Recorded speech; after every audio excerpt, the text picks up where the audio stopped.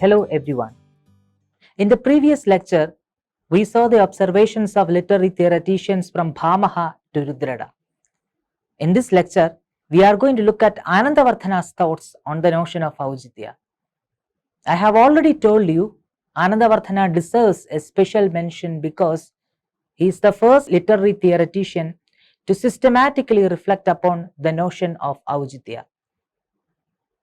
We have seen that Ānandavardhana is the first literary critic in Sanskrit poetics to systematically meditate on the question of Aucitya, although Rudraṭa was the first one to introduce the term in his Kavya Alankara. In Dhvanyaloka, Ānandavardhana specifically talks about the importance of poetic genius or pratibha and Aucitya arising from it. It is significant to note that in his discussion, he interchangeably uses terms like Anaucitya and dosha. So one can undoubtedly consider his discussion of dosha as a discussion of Anaucitya as well. He divides Anaucitya committed by a poet into two, namely the one that happens due to the poet's lack of mature judgment or avyutpatti, or the one that happens due to his lack of skill. Ānandavardhana says that Anaucitya, that is due to the lack of mature judgment, may be concealed by the poet's skill so that it never gets noticed. But a fault that is due to the poet's lack of skill will appear immediately. An example that Ānandavardhana cites in this regard is a scene from the 8th Sarga of Kalidasa's Kumarasambhava, where the poet presents the Sringara Rasa of Shiva and Parvati. The scene is generally considered to be an example of Anaucitya, since a poet is not supposed to present the love-making of gods on stage, considering that it can put the readers to shame. But in Kumarasambhava, Kalidasa, with the help of his pratibha or poetic genius, presents this scene in such a manner we do not feel any impropriety. Ananda also gives some standing instructions to the poets with respect to the representation of heroes. According to Ānandavardhana, if the hero of a kavya is a human, it is improper on the part of the poets to present that human hero doing things which a man cannot otherwise do. For example, if a poet portrays a human hero leaping across the 7 seas, it will sound really inappropriate. The same is the case with the ascription of some base human qualities to divine entities. We should not ascribe qualities that we exclusively find in human beings to characters. He says that if one describes the energy or utsaha of the like of a god as belonging to a mere human, or that of a mere human as belonging to a god, the emotion will be inappropriate. For example, in a passage dealing with a king who is a mere human, if one describes activities in which he leaps across the 7 seas, one's description, even if it is beautiful in itself, will as a rule be without rasa and tasteless. Abhinava's comment on this passage is also worth exploring in this context. According to Abhinava, if a poet portrays a mere human being leaping over the 7 seas, it will definitely arouse suspicion in the minds of readers, and the whole content of the story may appear to be false and unbelievable to him. In such a scenario, kavya may fail to serve its dharmic function, that is, as a mechanism that can teach us the 4 goals of life.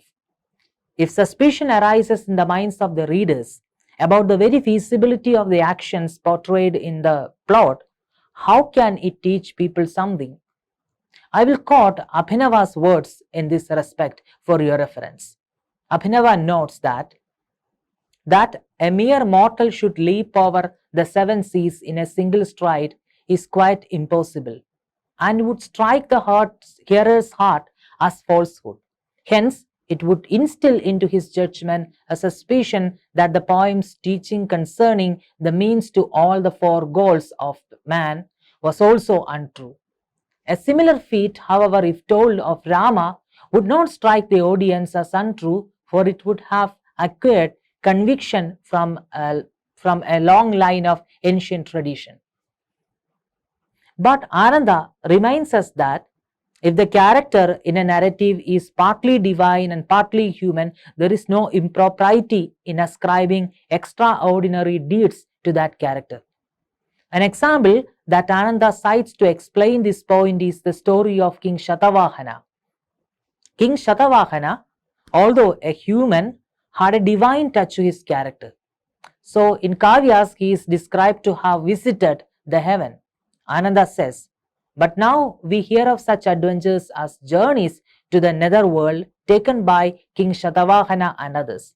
So what impropriety is there in describing the extraordinary and superhuman powers of kings who ruled over all the earth? The objection is not to the point. We do not say that descriptions of the extraordinary power of kings are inappropriate. Rather, that in a narrative which has been invented and is based on purely human characters, matters that are appropriate to gods are unfitting. If the character in a narrative is partly divine and partly human, there is no contradiction in introducing matters appropriate to both, as in the narrative of Pandu and his sons. After saying this, Ananda quotes his famous dictum about Aucitya. He opines, for the spoiling of rasa, there is no cause or other than impropriety. On the other hand, composing a work within recognized propriety is the very Upanishad of rasa. Quoting Bharata, Ānandavardhana further says that if Nataka is the genre in which the poet is going to present a story, the hero should be noble and the plot of the story should be famous.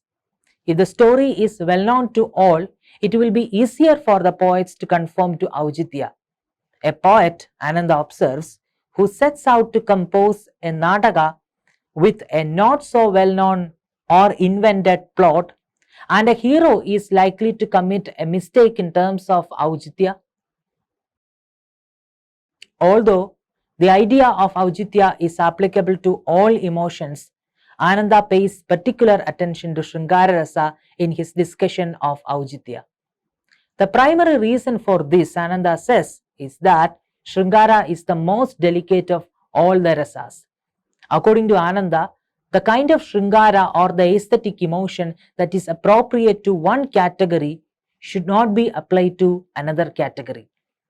Ananda asks, thus, if we assign a type of love to characters of the upper class by recourse to what is appropriate to the lower class, how ridiculous will be the result? Even in India, what is appropriate in love differs according to the three classes of men. According to Ānandavardhana, there is no special set of rules for the representation of Sringara Rasa in the case of divine characters. For him, the representation of the Sringara Rasa of the upper class characters can be emulated in the case of the divine characters as well.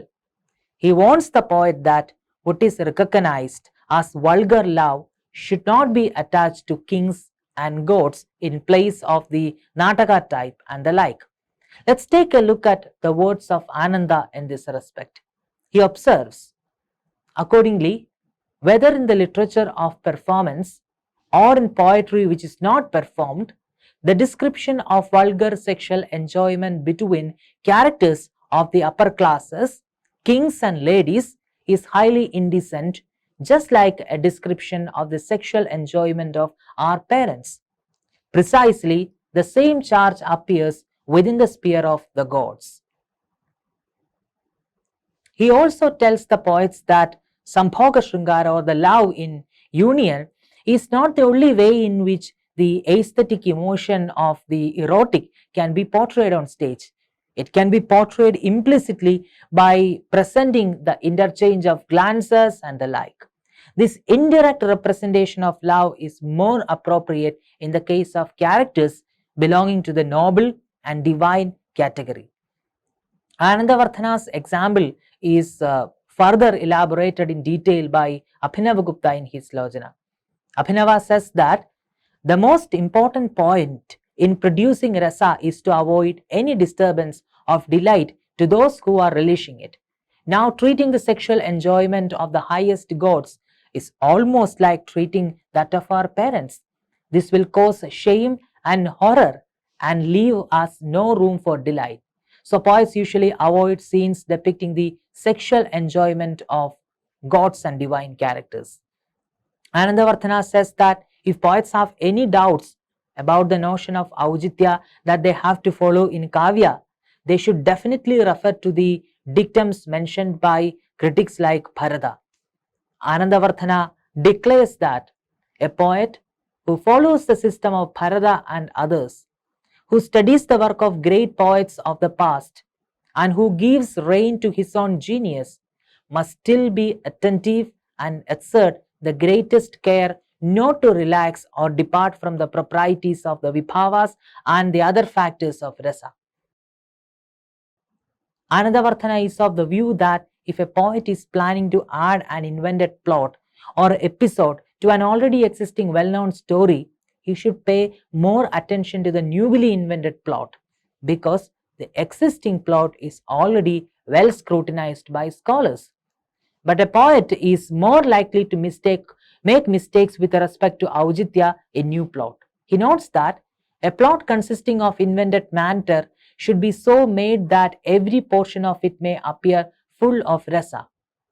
Ānanda is particularly careful when it comes to the incorporation of new episodes in the case of stories like the Ramayana, which are famous for perfected rasa. His observation is particularly noteworthy in this context. He says, into these stories, one must not add matter of one's own choice, as has been said, not the slightest departure from the story's past. Even if one should add matters of one's own choice, one must not add anything that contradicts the rasa. Ānanda also suggests poets should remove any element of impropriety that's against the rasa of the text. Ānandavardhana says that poets like Kalidasa and Sarvasena have done this in their works. A poet, Ānanda says, when writing a poem, must concentrate with his soul on the rasa. If he observes a pattern in the story that goes against the rasa, he should eliminate it and bring in some other story appropriate to the rasa by his invention. A poet has no need to carry out a mere chronicle of events. That is a task accomplished by the historian. Ānanda is also very particular about the way in which independent couplets are to be incorporated into the body of Kavya. He says that the couplets that are introduced into the body of Kavya should go well with the aesthetic emotion of the whole work. Abhinavagupta's analogy of a soldier's presence in an army explains this matter further. In his commentary on Dhunyaloka, Abhinavagupta observes, and just as a man who enters a social aggregate such as the army, even if he should be individually a coward, adapts himself to the character appropriate to an army, just so a poetic sentence introduced into a particular aggregate such as a couplet must become appropriate thereto. Ānandavardhana also says that the poet should follow aesthetic propriety in the construction of sandhis, or the successive stages of plot development. There are primarily 5 sandhis in a play, namely mukha or beginning, pradimukha or development, garbha or the center, avamarsha or dubiety, and nirvahana or conclusion. Here avamarsha is also called vimarsha, the struggle. Ānandavardhana says that these 5 sandhis are to be presented in a socially acceptable manner towards the revelation of rasa. A text which Ānandavardhana cites as the perfect example of the conjoining of all the sandhis in a proper manner in order to achieve the final goal of rasa is Ratnavali. Ānandavardhana also criticizes the work Veni Samhara, where the author follows these divisions simply out of a desire to fulfill the prescriptions of a textbook and to follow the dictates of Bharata, although this component is inharmonious with the rasa. Here, Ānandavardhana is only concerned about the notions concerning the Aucitya or aesthetics. But his commentator Abhinavagupta sees it from the perspective of social decorum as well. He observes that poets should also follow the social propriety of the period in presenting the actions that are appropriate for each stage. He explains his point with the help of the Sanskrit drama Ratnavali. In Ratnavali, the hero's primary aim is to obtain a maiden. But this aim is closely associated with a greater aim, which is the achievement of universal sovereignty. It has been foretold that the king will gain such sovereignty if he marries the princess of Ceylon, Sagarika. The other two elements that Ānandavardhana talks about in connection with the concept of Aucitya are already discussed in my lectures on Rasa and Alankara, so I don't intend to elaborate on them here. He says that the poets should pay attention to both intensify and relax rasas whenever they are needed. He also points out that the predominant rasa has to be revived whenever it begins to decline. He also points out that we should use alankaras in such a manner that they suit the rasa under consideration. So now we can do a revision of the major points that Ānandavardhana mentions in his Dhvanyaloka. Ananda himself summarizes these points in the chapter 3 of his magnum opus Dhvanyaloka. And these points include, first of all, the forming of a plot, either traditional or imagined, according to the appropriateness of its vibhavas, sthayi bhavas, anubhavas and sancharins. Second, the abandoning of a pattern traditionally imposed on a story if it fails to harmonize with the intended rasa, and the introduction by invention, if need be, of incidental narrative appropriate to that rasa. Third, the construction of sandhis and sandhyangyas designed to reveal the rasa and not brought in merely out of a desire to fulfill the requirements of a textbook system. Fourth, intensifying and relaxing of the rasa at the appropriate occasions within the work, and the revival of the predominant rasa whenever it begins to fail. Fifth, the application of figures of speech in conformity with the rasa, even